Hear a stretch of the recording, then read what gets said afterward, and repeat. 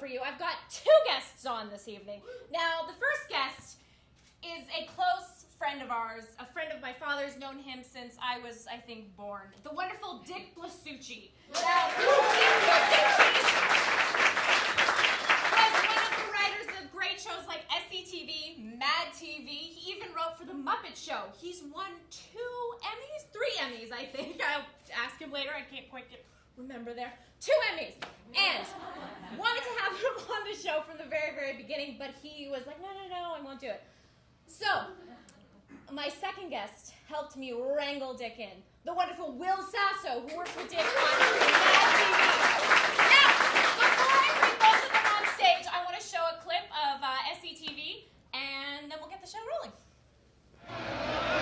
The crowd is literally buzzing with excitement as Mr. Rogers, representing Bill Buckley's team, enters the ring. Oh, look out there, Fred. The slender chap's not used to this sort of fare. Tonight, he prepares to face the heavily favored Julia Child, the French chef, if you will. More about that later. But first, let's take a look at both fighters in their respective corners as they prepare for the upcoming bout. There's Child, cool and collected, obviously in shape and ready for this fight. But what about Rogers? Experts have questioned, myself included, his ability to participate in so physical a sport. Some going so far as to cast aspersions on his manhood itself. And of course, the confident Julia Child.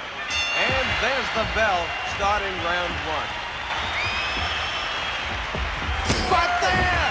He rocked Julia Child with a devastating left. And the French chef is visibly shaken. Not unlike George Steinbrenner after his humiliating defeat to Tommy Lasorda's Dodgers. But more about Dick Blasucci and Will Sasso!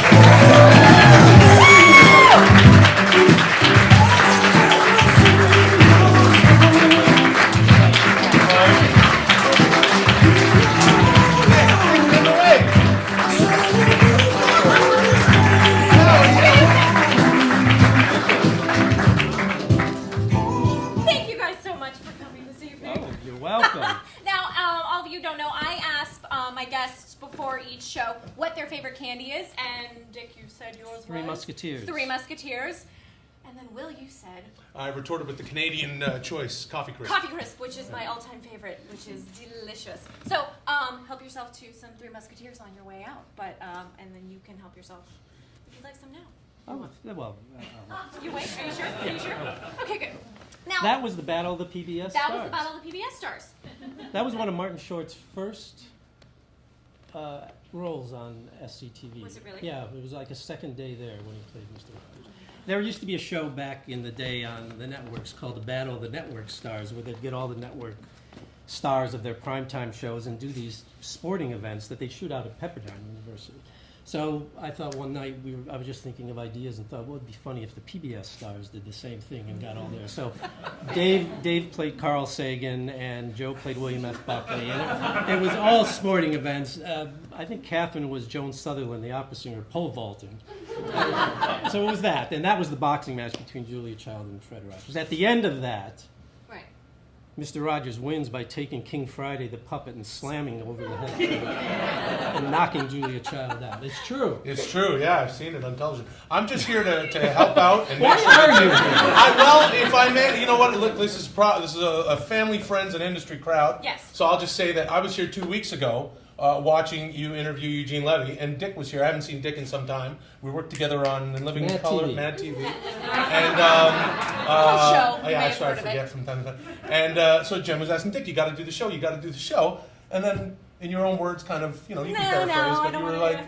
I'm not going to do it. "Yeah." No, exactly. So I said I will But be he here said he would do it with just to shove the stories out. As an actual So bodyguard. don't mind me, as you can tell, I'm sort of half on the axe off the couch Do we here. need to give you more It's room? literally in. Oh, I'm all right. sorry. Hold on. But we put you on the edge. didn't want to interrupt Dick you know. decided to run. You're the Yeah, no. announcer. You're the Ed McMahon. I know. I'm not. But that's why I didn't want to interrupt the story. I just want You're to not only things. interrupting, you've talked the whole time. Almost the entire time. All right. Okay. That's the last words out of me. Why are you Watch yelling? me Ed McMahon this. Seriously. No, you've got No, to. I'm gonna- Don't be silent for I'm the not going to be too All of silent. these sketches that I actually picked and the photos that I picked, I asked both Will and Dick to kind of collaborate their favorite sketches, and without them knowing which ones, they actually picked almost the identical sketches. The SCTV sketch. Yeah, like SCTV sketches. So a lot of them that you'll see this evening are both your favorites. Wow, interesting. I have been Dick's email back when we were on the show. Joke.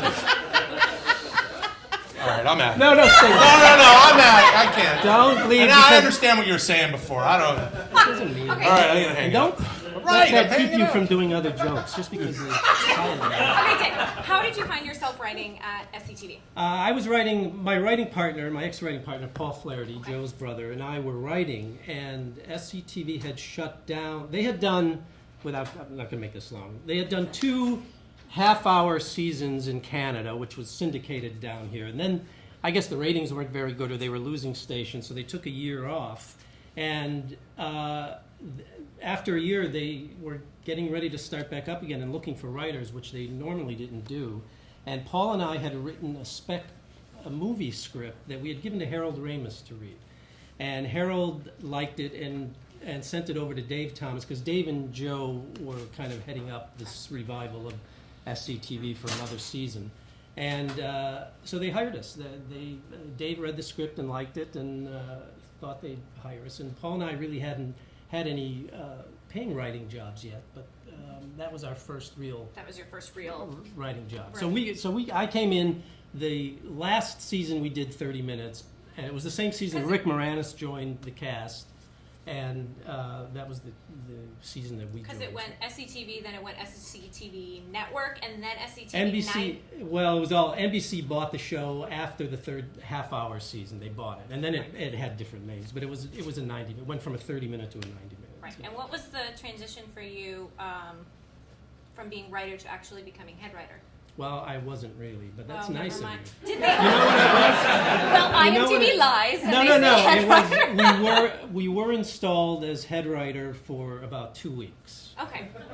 So I was gonna say. And we always called it a name only. We were a name only because they needed somebody. The cast wanted somebody kind of just to filter all the material through. And all. Are you okay? Yes. Head writer. Right? Told you.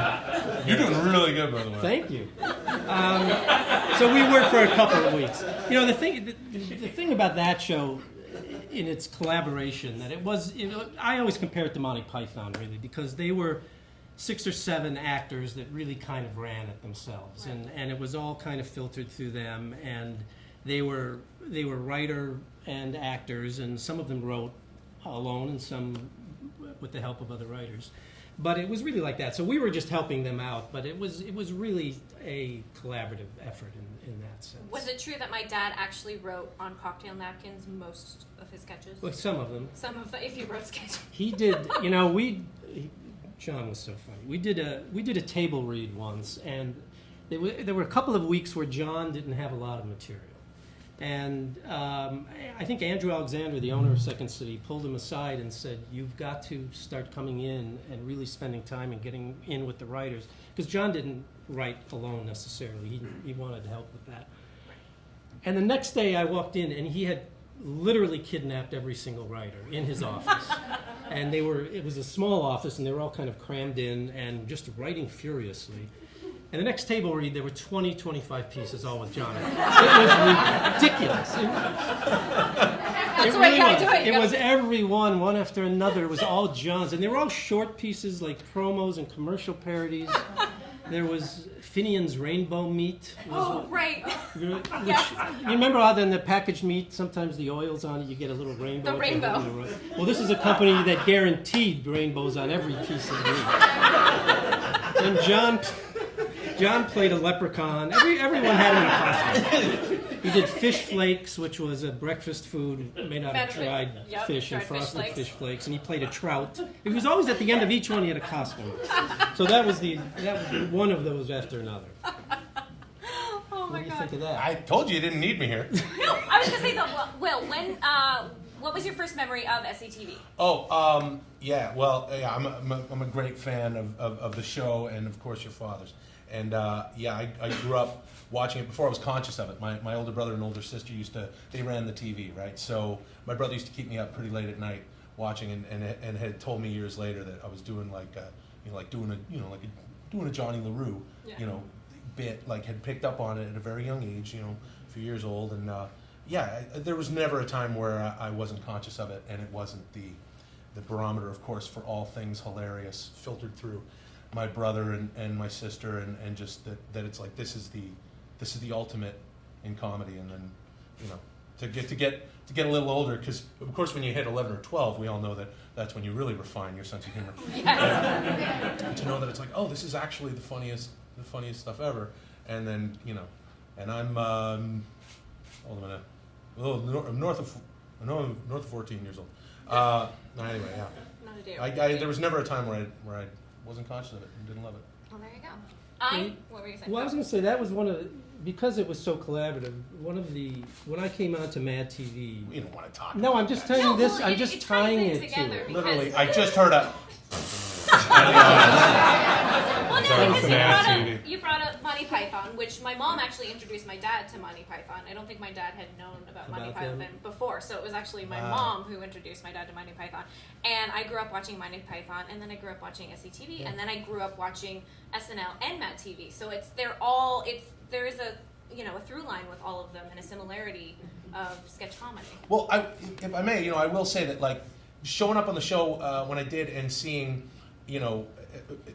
well, Mike Short was there, Martin Short's brother, who wrote on SCTV. He wrote on SCTV, and it was, it was pretty unbelievable. In my position, I was like, oh, you know exactly who it is. And then, of course, speaking of, sketch shows and that sort of thing, Gary Campbell and Brian Hart were there from Kids in the Hall, and then with Dick there, it was daunting, because it's like everything that you pitch, you would realize it would go through sort of but it was interesting. It was the 90s, and there was stuff where I remember one time Adam Small pitched me a sketch, and anyway, to spray the details, hilarious stuff. Adam Small was one of the showrunner before Dick.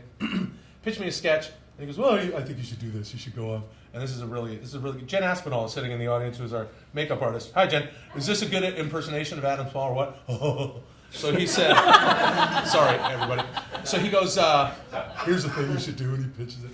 And I go off to Mike, and I go, "Hey, let's do this thing." It was Mike that was like, "Oh, you got to slow it down. You got to slow it down. You got to." My point is, you could feel and you could see him writing it as an SCTV sketch, and it wasn't until he touched it that it made sense and got on the air. Because I went off and shit on it before Mike helped it out. Well, there you go. Go ahead. No. I'm not going to say. No, you can say whatever you want. I was going to say I could go show some photos right now. Yes. Because great stories come from photos. Absolutely. Okay, I'm gonna. They do, I swear.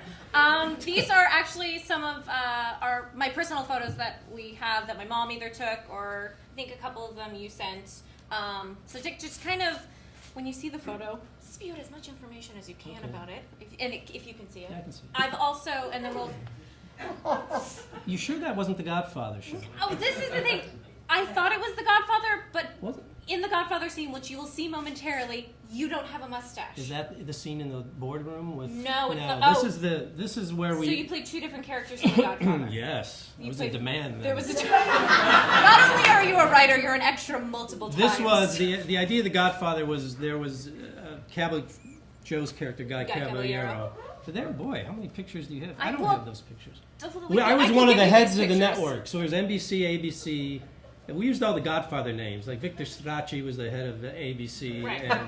and we just used the guy. And there was a network wars because we wouldn't go along with pay TV and all of that. So. And this photo was the cast versus crew softball game. Yes. And in Edmonton? In Edmonton. That one was in Edmonton. The three Flaherty boys on the bottom, Joe in the middle, Paul, my writing partner, on the right, and Dave Flaherty on the left. Yep. I'm there in the Cubs jersey. The Chicago jersey, and my dad's Claire, who was an assistant to director, the John, and then Barry Sen was one of the was the network kind of person that NBC demanded we have. brought up. That's at the Emmys. This is you guys at the Emmys. Might be some Why goofy would photos they- in here. You look great. Because it looks like, okay. There's another one. This is another goofy, but I actually am. That's Betty Tom. And that's on Betty. the bottom there, so it's Betty, you, and myself. Oh, wait, I don't. Oh, I'm itty bitty. And this is a photo of you and Tino Insana, who actually does the intro for our show. Tino is a Second City alum who yes. wrote with John a lot. Is that you? That's me. Oh, look at how geez. Sorry, it's another dopey face. No, that's fine. Okay, this is another photo. It's me in the lovely floral dress, Scrooge and Flaherty. Anthony on the very end. That's my son Anthony. Your Blasucci, son Anthony who's in the Blasucci back row. and Maria Blasucci, And who who's I'm also back there. assuming he is holding her. I don't know who that other child is. I apologize. Probably is. It probably is her. That seems about right. Right? It must What be a like dressed cute up for photo. Easter. And then there's this lovely wizard photo. Where's that from? I don't. Okay. Oh, that was from. Let's No, pause that on was this photo. Zontar. That was our wraparound about. Well, there's a Queen hater. Okay, so now we're gonna actually see a clip. From This the was- Queen Haters. can I set it want up? you to set it up for me. This though. was part of Mel's Rock Pile, which was Eugene's character, Rockin' Mel Slurrup, who hosted a daytime teen dance show. You know, SCTV was all local. It was a small town television station, and so all the shows were kind of small town. So his guests on this one were this British punk band called the Queen Haters. And was it kind of roughly off of Sex Pistols, or did it I have guess, any but- correlation? You just kind of. It probably had a little correlation with the Sex Pistols, because I think Marty Short's singing the lead. Okay, so and let- Paul Flaherty and I wrote the song. Okay, so you two wrote it. Who's in this is Martin Short is lead, Eugene Levy, Andrea Martin, my dad on drums, and Joe Flaherty. Joe Flaherty on guitar. in and It's guitar. a very innocent teenage dance party Yes. show. So let's go ahead and show. We've got show a this group clip. for you, and they're coming up right now, and they invited everybody to follow the bouncing ball and sing along. Ladies and gentlemen, the Queen Haters.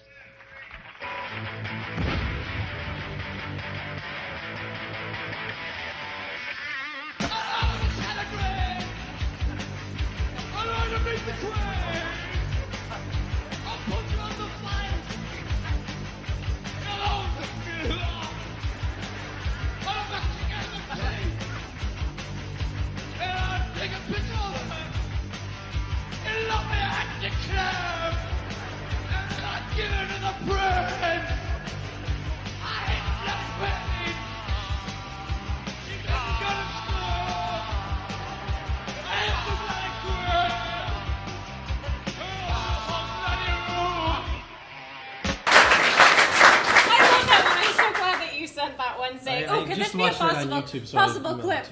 to. Which is very different from you were actually in a band in high school, correct? Called the Ravens. Ravins, Will. Because it's different. INS. Well, like the Beatles, B-E-A-T-L. That's right, the not Birds, the, the insect. Beatles. The Birds was B-Y. The Ravens. The Ravens, which was more. Well, how would you describe that music? Contemporary punk, easy listening. Go home, Google it, take a listen, you'll enjoy it. Oh, that's right. It's on. It's on. I found There's it our on. a single. We made it. We YouTube. did a single. I think my dad set up. He knew some guy at a recording studio And in Chicago. it was your brother My brother, and John Belushi, John on who, drums. and this was a high school band. Yes, So you all went John to and I went to high school together. Wheaton, Illinois. Yeah. Wheaton, Yeah, Illinois. suburb of Chicago. So yeah, that's a fun little gem to find on Google, Amazon. And you know when Dan Aykroyd opened the House of Blues Right. out here, one of our friends who knew my brother tried to get in for free and saw Dan and said, "I'm a friend of Dick Blasucci and the band they were in Belushi," and he said, "I'll let you in if you can tell me the name of the band that they were in," and he couldn't, and he kicked them out of the. He didn't let him in. He didn't said even it's know. the Ravens, and he got. How dare you? Okay, let's go. We've got another photo, and then another. This is going to be this is me and Johnny LaRue on the set of Polynesian Town. Town. Now I want you to set up Polynesian Town. Oh boy! Well, Polynesian Town. I wrote that with John and Joe Flaherty and Paul and myself wrote this, and this was the first original 90-minute show we did. So there was a lot of pressure to make it great, and this scene took so much heat from everybody over the years. But now, at the time, over the years, it's turned out fine. But John wanted to do. It was like a Chinatown takeoff, and Johnny LaRue owned a Polynesian. I know. owned a Polynesian restaurant, Right. and Joe played Vic Hedges, who was a character, but it was based on a guy whose real name was Vic Hedges, who I think Andrew Alexander knew. And we heard that Vic Hedges had saved someone's life once. Oh, wow. So we made Vic, every time Vic was in a scene, he saved somebody's life. He was just throwing people out of the way of oncoming cars. So in this one he does too, he saves John's life in this. But And then is it the premise that he thinks that he hires the musical guest, Dr. John. He hires, thinking it was Dr. Don. Yes, he It's thought he was getting Don Ho. Don Ho, but he actually got Dr. And John. it was Dr. John. And Dr. John still talks about this scene.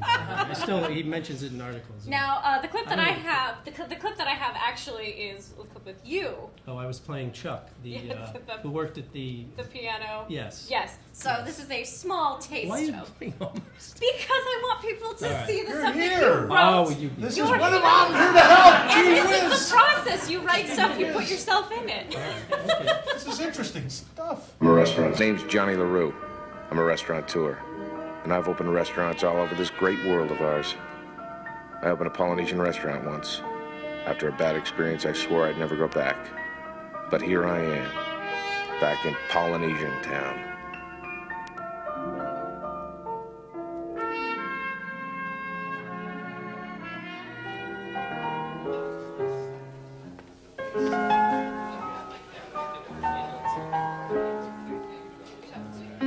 Nice song, Chuck. Thanks, Johnny. Nice hair. Enough with the hair. All right. Testy little creep.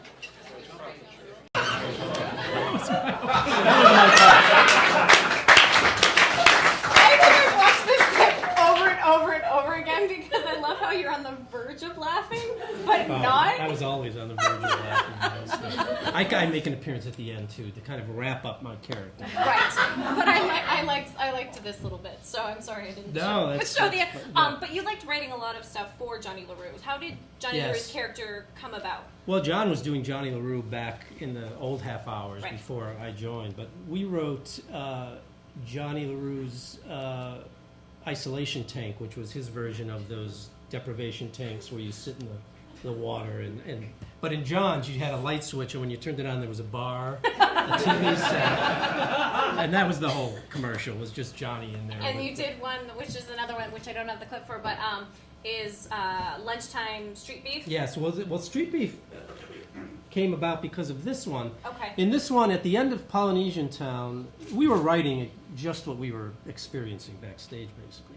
John forced them to get a crane shot at the end, which crane shot was just, camera going up, and the last final shot of John walking away from Polynesian Town. And it was such a hassle trying to get it, and Andrew said, we can't do it, it costs too much money. So in the second one we did, the Lunchtime Street Beef, Caballero sends him out with only one camera and one microphone Right. because he spent too much money on the last one. And then I think in the second, do you have that one? 'Cause- I don't have. all right, because at the last one it ends with a helicopter shot. It We actually got a was with a helicopter and Caballero, and he's going, what? This looks like a typical helicopter John. shot. This can't be a helicopter shot. Right. But the whole premise of that sketch is he's walking looking for people to interview on the street, and there's no one on the street at lunchtime. No, I so know. it's just an empty. And then they've got a barricade, and the cops are like, oh, I hear Johnny LaRue's going to be here shooting, and Yeah. he's like, oh. We kept that going the whole season, and it capped off in the Christmas show when John, one of his best acting performances, when Caballero sent him out on Christmas Eve, and it literally was snow and below zero up in Edmonton. And he takes the camera and does the same thing when nobody's around. But it's hard to explain, but he just does a beautiful job acting it. And so we made that a runner kind of through the season based on this. Based off. Because we were taking, it was just so much hassle, all the backstage stuff going on, because we'd never done a sketch that big before, and it was expensive, and it was our first NBC show, so. Now, Will, have you gone and watched SCTV again and tried to point out where Dick Blasucci is in every single scene? It's not, Yes, it's not yes, a I drinking make that game. It can be. No, it is interesting to you- spot Dick. You know, Right, it could be because you worked with them, and then all of a sudden you go back. It's like re-seeing someone that you've never Absolutely. seen. It's like, oh Yeah, wait, no. they were in this. It is weird. Even seeing that clip there, which is like, it's you're timeless. No, it is. Okay, It is. Wait a minute, no, I know. All No, right. I didn't get a chance to say what. No, I'm really, I really do. I'm not even joking. I really want to facilitate this You're doing a conversation. great job. All right. I one remember of the that sketch things- very well. I got plenty of nothing, and nothing plenty for me. I got the sun in the morning and the moon at night. Remember when he's sitting in that's him in the Street Beef. Yeah. Yes. All right. Anyway. One of the things I wanted to mention about when I went to MADtv, because when I went there, my thing about all sketch shows, you have to have the actors and writers together. That wasn't necessarily the case when I joined MAD, because it seemed like the stage was kind of separate from the writers, and the writers were giving the actors kind of what to do and what to say. So if I did anything, one little thing was to change that and encourage guys like Will and the cast to go up into the writers' room and come in with their ideas. And because be more the cast collaborative. has such great, I mean, especially in sketch comedy, there's so much that comes out of the cast and all those characters, because they observe and you have to use Yeah, them. the relationship between a writer and the actor is really important. To Right. have a good connection. And what we got obviously was better, because you started writing, you started going in and writing Cheers. with the. No, it's absolutely became essential and was one of the things that Dick brought in that was a lot of fun and definitely the inside stuff that sort of happens only in the writer's room. You know, that's the stuff that becomes the funniest and the stuff you want to translate and get onto the air. You know, and obviously, of course, with comedy, if you're having fun, hopefully the audience will be having fun. And the stuff that when we would peel off in different little teams with writers, and that was some of my fondest memories of So that's working what on we the did show. on this. It was what we did. Yeah, on this. and then in learning that afterwards, it was like, oh yeah, and then hearing stuff like, well, even when I was here a couple weeks ago watching, and you know, Mr. Levy saying, well, in Edmonton, there's not a whole lot to do. Right. Right. So it's like you're almost. He said it makes the show better. Mm-hmm. Because And That's you're always almost it. forced to Sure, bond and and hang out a little bit more than you would, say, yeah, somewhere and else. that the Schmengi Brothers is born when him and your father are sitting there watching and seeing this thing on TV, and there's this polka show, and it's like, oh wait a minute, that's the kind of stuff that only happens when you take people that you enjoy working with and enjoy being around, shove them in a room, and See what happens. That's the good stuff. Yeah, and Dick was absolutely almost too collaborative. Do you remember when there was a time where you wanted everybody in one room? Do you remember this? No. All right, maybe that was. No, seriously, you don't remember this? No. All right. You don't remember this. We were all in that big boardroom once a week for only 2 weeks. That was for a couple That weeks. lasted a couple weeks. That's right. That's Literally when- the entire. That's when Wayne Brady came into it. Wayne Brady was To pitching write. stuff. Was Wayne like, Brady called and said, I want to write for the show. That was during that time. I was there. Yeah. You were in the room. I was in the room. And I said, are you sure Yeah. Wayne Brady wants to write for our show? And I said, Wayne Brady. It was unbelievable. And he stayed had for deal one after day. deal. Yeah, he had a look of fear on his face, because everyone was coming in and pitching. I'm sure he could have done it, but I don't think he realized How the daunting. kind of work. But those that were it's- unintentionally some of the most fun pitch sessions because, like any sketch show or any show, there's all sorts of relationships that you don't even know. These ones hate that one, and these Yeah, it two was hate. tough. So so there's all that stuff happening at the same time. Politics. And Sweet Dick's like, let's get everybody in the same room. Let's jam out some. No, it was important. That's like what I'm doing. Get everyone in the room. They hate that person. Oh, who cares? I stopped doing that. We wouldn't have gotten Kenny Rogers. We wouldn't have gotten Kenny if we hadn't. Who wants to hear Will do Kenny Yeah, all right. Hey, let's get this mic. Rogers? What? Oh yeah, no, you want me to actually? No, but I will say you have. I did. Speaking of encouraging me to come up with things, that's the Kenny Rogers Jackass was yours. Well, yeah, I was like, we did a sketch at MADtv called Kenny Rogers Jackass, where I was doing a silly impersonation of Kenny Rogers, which was not Kenny Rogers at all. If you Google it, it's hilarious. And then and Jackass had just started, and then you said, yeah, let's do it.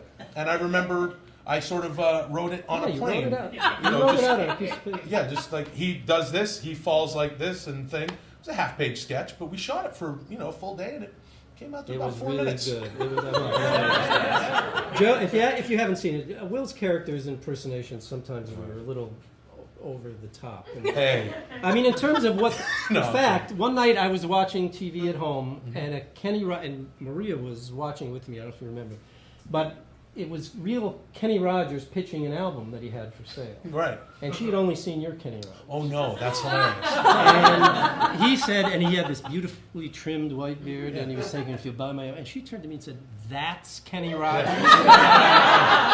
After watching you. But that was only me. I don't know. I got bored, I guess. Kenny Rogers just sounds like, hi, I'm Kenny Rogers. Like, sounds completely normal. Well, There's nothing to... So how did you do it? Just in the voice? I was just like, I literally was, you know what it was? I'll tell you, now here we go. But, so we did a couple sketches of Mad TV in my first season, and they were both Kenny Rogers sketches, and they were like, oh, that went well, let's do that again. So in my second season, here's the thing, and I would love to hear more about this from you with regard to SCTV, and then running Eventually. Mad TV. The politicking you have to do as a writer and a showrunner is, to me, very interesting. It is. It absolutely is. And I would love to hear more about that, because here's two characters that the producers and the writing staff don't necessarily know what to do with. My Kenny Rogers impersonation, and Aries Spears was doing James Brown, right? So it was like, well, I don't know. There's not a full sketch we can dedicate to this or this. So they were shoved together in a cooking show. It was Kenny and James Thanksgiving. And Aries and I are looking at each other like, I don't know, what are you doing? You just messing around with this? And he's like, yeah, I guess. So we started going, hey, I'm, and he's like, yeah. Like, it was sort of James, like too long. And I was like, hi, I'm Kenny Rogers. Just like weird. And like, this is going to be the sketch with 5 minutes left in the show. They're not going to. So we just messed with it. And then I'm like, oh, that's fun. So then for the next 5 years, I just made him weirder. Well, there you go. Like, he uses to have fun, and that's... But how do you do that when it's like you've got to take... And I wonder if this would ever have happened at SCTV, where here's something that one of the performers wants to do, or there's an MO from the network. It was no MO from the network. You're in Edmonton. Marty's Jackie Rogers Jr. character was one that the cast and writers hated. I mean, that was hated. one of my favorite. Well, ours too. We started it with hysterical. It gets weirder and weirder as it goes along. They hated it. They hated it, and it got, but they never stopped it from going on. It got to the point where they would say, oh, we have a Jackie Rogers scene to read around the read through, and they said, don't, just go shoot it. They did. Oh, wow. They just had us go shoot it. So we don't have to hear it. Just we trust you. Just go shoot it. Just do it. That's amazing. And then Andrew would say, you sure you want to do that, Jackie? It was fun. They were great. It was fun. It was okay. I've got another clip. Godfather. Oh, good. Which was another one. The Pavarotti scene. Is this the one with Joe and John? This is the. Yes.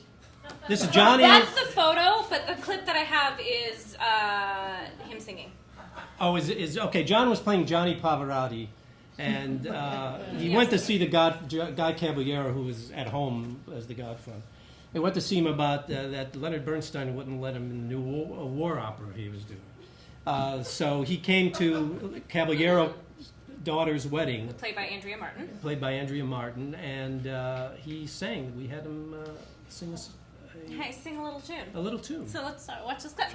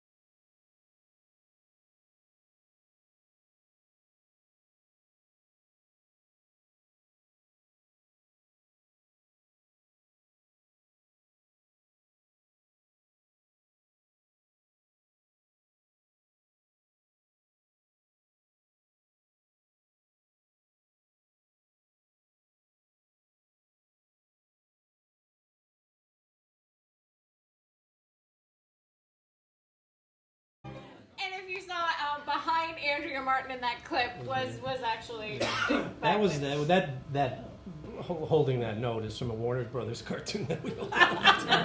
It was. Oh wait, let's pause on this clip. I always wanted to know. I love Scrooge, and every time I saw this movie as a kid, I always loved that you were in it. They cut out all my lines. I always in this was movie. wondering why you were silent the whole movie. They cut out our. We had a scene in the boardroom. I was one of the network executives. And by the way, in this. So Dick is actually with the straight tie behind Bill Murray on. And you know what happened right is they went so overshooting. They were 2 weeks, and I was working at Castle Rock, and we were working on another show. And I said to how did you get Richard? Bill called just me. And said, okay? There you go.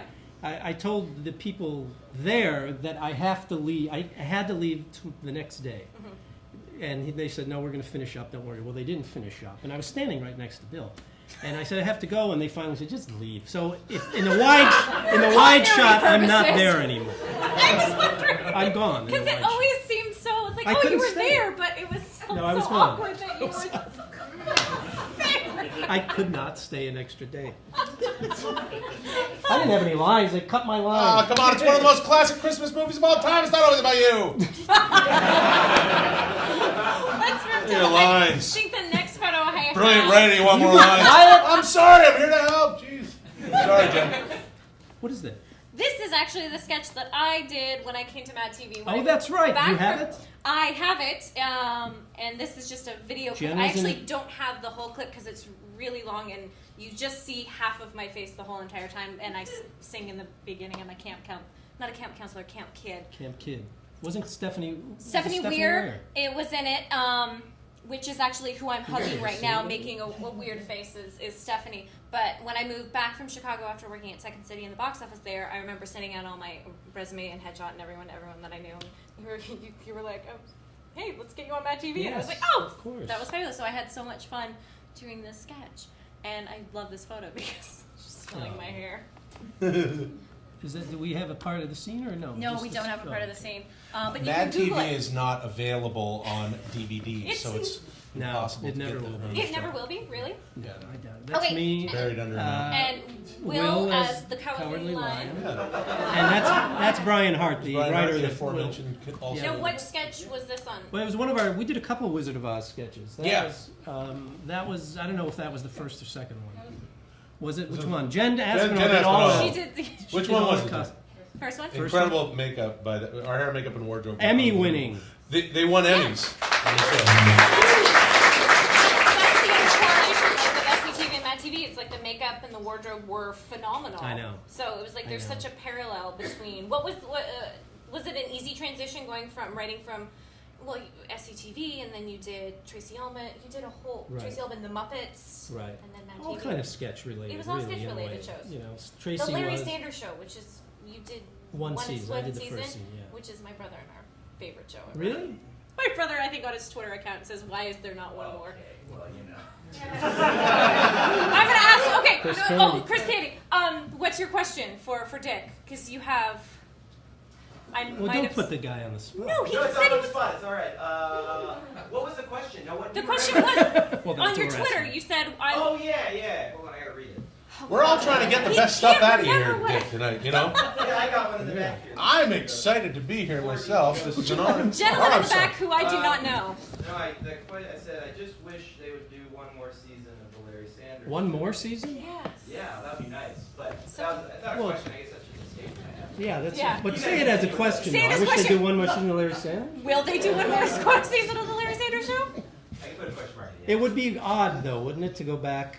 Actually, it would be kind of fun to go back now. And That's what they're have doing the now. Is they're reinventing everything. Yep. Return to the Larry Sanders Show. That's a great title. Although I don't think anyone's speaking to each other anymore. So that might be, that was. There's that whole dynamic. Get everyone in a room. Maybe That was a we'll like great. each It other was a again. great show. It was a tough show to do, but the product was so good. Those guys were so great, and working with Rip. You know what? With Rip Torn, Right. who was a great actor and played Larry's producer, Gary Shandling's producer in the show. I liked Rip because he was honest, and if he didn't like something, he didn't like what the writers were doing, he would say it, which I appreciated. But when he did start getting wound up, he loved your dad. Right. So every time he'd start, I'd say, I just talked to John Candy last night. And that would stop him. He'd go, really? What did he say? And I said, well, John's doing fine, wants to know how you are. And it would get him completely off yelling at me for one of the... And he liked fly fishing, too. And I think I'd mentioned Chris Guest or somebody's name who liked fly fishing. And he'd immediately get off what he was thinking of in terms of screaming. Heat off of you. And onto talk about something that, and he else. was perfectly fine. And then he was then good. we went our separate ways. He was great, though. I liked him. I liked working with him. He was really terrific. He was in Summer Rental. Yes, that's how He met. That's how he that's worked how with my he dad knew- on Summer Rental. And he really, really loved John. Yeah, Scully. That was his character. Yes. Yeah. I think. I've got another clip, Halfwits, which was one that you both loved, and because I remember you had sent a list to me, and then Will had sent a list of his favorite, and then Dick responded, all of the ones Will picked were great. So let's just show them. That's right, I did. So Halfwits, this is towards the end of Halfwits, and it's starring Eugene Levy, my dad, Martin Short, Andrea Martin, and Joe Flaherty. Right. So, is there anything... No, Halfwits is, by the way, just a little on Halfwits. Halfwits is a big game show that no one gets any points and no one ever gets anything. They never get a question. And in an article, Norm Macdonald actually said that he took it from Halfwits. From the Jeopardy. For the Celebrity Jeopardy, and he thought there was enough time gone by from watching that as a kid to doing it that they wouldn't get mad at him for stealing. But I thought it was sweet. It is good because he used Halfwits as, which was the same premise. There aren't celebrities in this one, but he used the same premise as the celebrities not getting anything right. And did I read that Norm Macdonald waited until Martin Short had been around on the show as a guest or as a host to say, "Hey, can I do this?" And he said, "Well, I didn't write that. Eugene wrote that." Eugene. And then Norm Macdonald said, "Okay, well, then I'll go ahead and do it anyway." So let's take a look. Let's take a look at that. Bells, please. Thank you, Darren Peel. Is it spare ribs? Spare ribs. No, I'm sorry, that answer is incorrect. I'm looking for a dish from Italy. Lawrence Orbach. Swedish Meatballs. Swedish Meatballs. Lawrence, can I ask you a question? Where the hell do you think Swedish Meatballs come from? Arthur Andrew Liggett. Spain? Well, we seem to have exhausted that relatively simple category. So I tell you what I'm going to do. Instead of going into a third week with this particular group of contestants, I'm going to pick a number from 1 to 10. And the contestant that comes closest to that number, I will personally declare the winner. A number from 1 to 10 will start with Darren Peel. 12. A number from 1 to 10, Blanche Ray. That's what I was going to say, 12. I'm looking for a number from 1 to 10, Arthur Andrew Liggett. Oh, this is tough. Any number, Alex? Just pick a number! 12? Lawrence Orbach. Now I've lost track, Alex. Could you repeat the numbers that have already been taken? And we're out of time. So I love Halfwits. It's one of You know, at the top, Gene comes out and thanks the announcer, says, "Thank you, Johnny Ola." Johnny Ola is one of our many Godfather references on SCTV. He was Hyman Roth's right-hand man in Godfather 2. But it just sounded like a perfect announcer for a game show. So every game show, Gene comes out and says, "Thank you, Johnny Ola, and welcome to Halfwits." And that, I didn't say it was funny. I said it was a story. It was a fact. It was really good. It's a fact. I'm not laughing. That sketch is like 6 or 7 minutes long. Yes. I believe. Yes. Yeah, Our and- sketches were back then. But also it's a testament to your father and you and what SCTV did and was able to do. That stuff is, of course, still hilarious today, but it holds up currently because I watched that today, and I mean, you still, here we are, we're laughing at it, and it's like, and as you pointed out with Norm Macdonald, I mean, did everybody see the SNL 40 thing? The Jeopardy thing is hilarious. It brought the show to a halt, and it's this blueprint, and it's still. Yeah, SCTV was a blueprint for a lot of sketch comedy shows and characters that were created, by you, Will, and then you continue to write similar stuff throughout your career, and still continue to write. And you're teaching right now. Yes, I do. Classes online? Online and in person, too. In person here. In person online. In person online. You're there.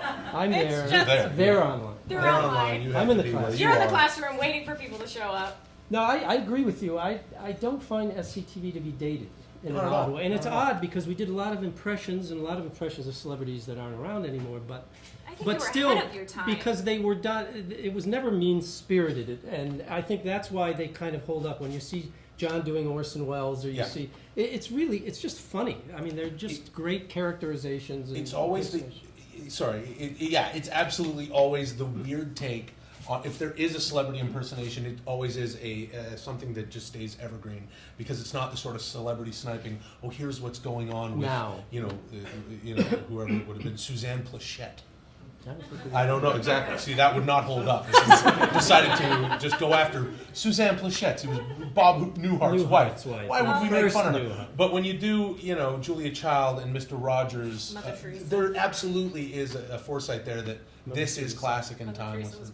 Yeah, it's not going to expire. Well, we're actually out of time. No. Yes, we're out of time. You did awesome. You did amazing. I didn't even have to be here. It's so great. I just want to say thank you so much for coming. The thing about Second City and SCTV is it's one kind of big family. Doing this show is kind of like doing a family reunion for myself and my family and for everyone here because we've known each other for so long. And then I have only met Will most recently. Yeah, I just met you and your brother a little while back. While back, and it feels like we've known each other a lot longer because of the connections that, Although I am the greasy cousin at this Thanksgiving yes, dinner. I know my role here. Who invited him? Is he coming? Is he sitting on the end? Telling Dick what to do? Jeez. But I love it. No, because I was able to get him here, which was perfect. So yes, I want to say thank you so very much because I've been wanting to get you on the show since the very beginning. And I want to say thank you guys so much for coming out on a Wednesday. I will see you guys hopefully in 2 weeks where I'm going to have the owner of Second City, Andrew Alexander. Oh, I got stories. Oh, so it'll be Andrew and then Dick sitting on the end of the couch there. Oh, no, I love Andrew. Andrew's great. So thank you guys so very much for coming. Actually, Andrew's is going to be my last show for a little bit, so you're not going to want to miss that one. And wait for it. That's all, folks. Drive safe and get out! Good night, folks!